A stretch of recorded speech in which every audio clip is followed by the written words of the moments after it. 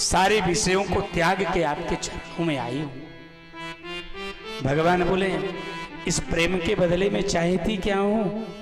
देवियों ने कहा जिस प्रेम के बदले में कुछ चाहा जाए वो प्रेम थोड़ी होता है, वो तो व्यवहार होता है। और मैं व्यवहार करने नहीं आई हूं, मैं तो आपसे प्रीति भाव में आई हूं। कन्हैया ने कहा तुम्हारे पति तुम्हारा बड़ा विरोध करेंगे, यहां रात्रि में आके खड़ी हो, लौट जाओ, जाओ जाओ जाओ, तुम्हारे पति तुम्हारा बड़ा इंतजार कर रहे हैं। और एक स्त्री का परम धर्म है अपने पति की सेवा और पति में ही समर्पित होना। पति के भी धर्म है, अच्छा पति के भी धर्म है कि दूसरी देवियों को महाराज माता के समान देखें और दूसरों के धन को विष के समान समझें।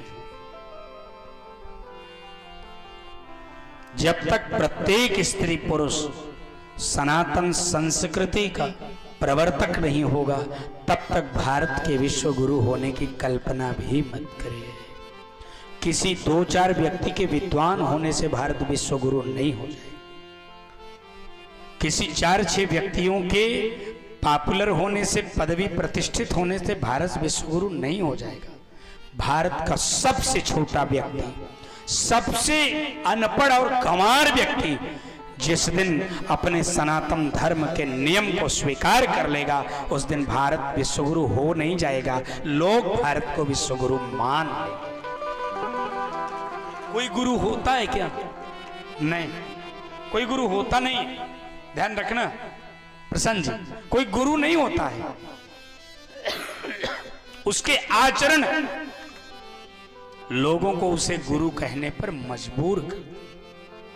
यदि भारत का आचरण पावन हो जाए, प्रत्येक माता और पिता का, प्रत्येक स्त्री अथवा पुरुष का, प्रत्येक सृष्टि जगत के जो बोधगम्य जीव हैं, मानव योनि है, यदि यह सनातन धर्म और शास्त्र और गुरुजनों के अनुसार चलने लगे तो भारत विश्व गुरु होने में एक दिन नहीं लगाएगा। और यदि प्रत्येक व्यक्ति महाराज संस्कारी नहीं होगा तो एक आधा व्यक्ति चाहे जितना चाहे भारत विश्व गुरु की ओर एक कदम नहीं बढ़ेगा। ये तुम्हारे चिल्लाहट मचाने से विश्व गुरु नहीं होगा। एक दिन मैंने ये बात उनसे संजोग मणि जी से कहा कि जय श्री राम, जय श्री राम ये भजन नहीं है, ये एक नारा बन चुका है। इन नारों से शोर मचा सकते हो, पर जो इस नारों को चलाने वाले का जो मूल उद्देश्य है उस उद्देश्य तक वो नारा लगाने वाला अकेले नहीं पहुंच पाएगा। ध्यान दीजिएगा, विश्व हिंदू परिषद के आचार्य संजोग जी पूरे उत्तर प्रदेश के सबसे बड़े प्रवक्ता हैं जो हमारे मध्य में बैठ करके कथा सुन रहे हैं।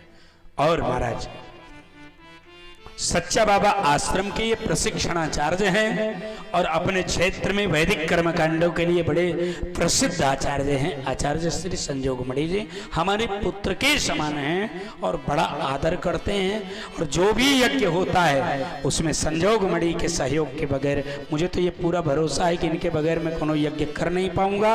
अब अगर ये कह दें कि मैं आगे के यज्ञ में नहीं चलूंगा तो मैं आगे के यज्ञों का संकल्प लेना बंद कर दूंगा। ये मेरा विश्वास।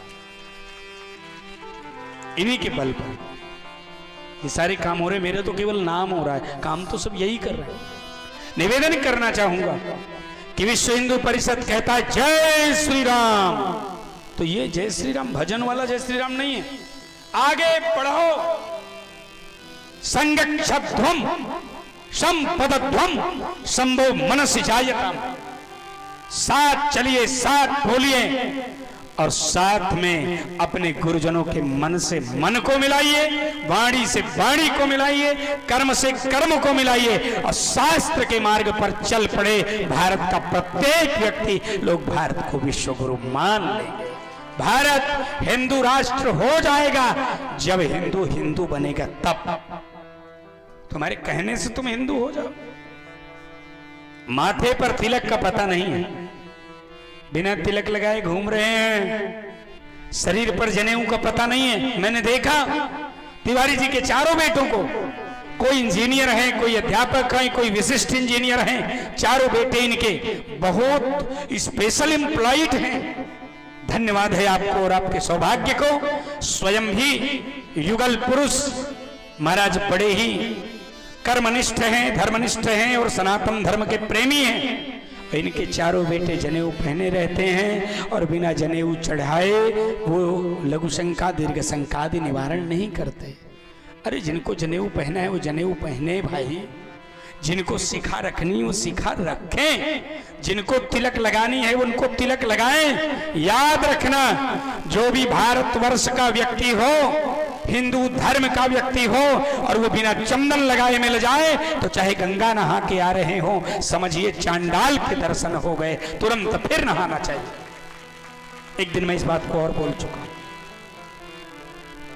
तुरंत अगर तुम हिंदू राष्ट्र बनाना चाहते हो तो नेतागिरी लीडरी मत करो, चिल्लाओ मत, चार ठो ललकई झंडी लेके नाचो मत।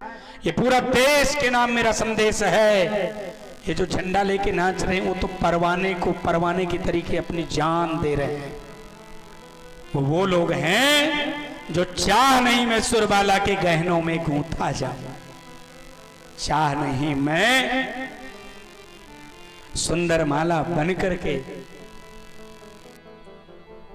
इठलाऊं, मुझे तोड़ लेना बनमाली, उस पथ पर तुम देना फेंक, मातृभूमि पर शीश चढ़ाने जिस पथ जावे वीर अनेक। वो ध्वज वाले हैं जो ध्वज लेके चल रहे हैं, जो जय श्री राम कर रहे हैं, ये बलिदानी लोग हैं। लेकिन इनके बलिदान का मजाक तब नहीं होगा जब घर में बैठा रहने वाला, गांव में बैठा रहने वाला, रोड पर न निकलने वाला प्रत्येक व्यक्ति जनेऊधारी होगा, प्रत्येक व्यक्ति शिखाधारी होगा, प्रत्येक व्यक्ति चंदन लगाएगा, प्रत्येक व्यक्ति प्रातः काल सूर्योदय के पहले नहा के सूर्य को जल देगा और ठाकुर जी के चरण रजों में अपने जीवन को लगाएगा, भगवान के द्वारा बताए गए नियम पर चलेगा, तब इन झंडा लेने वालों का त्याग सफल होगा।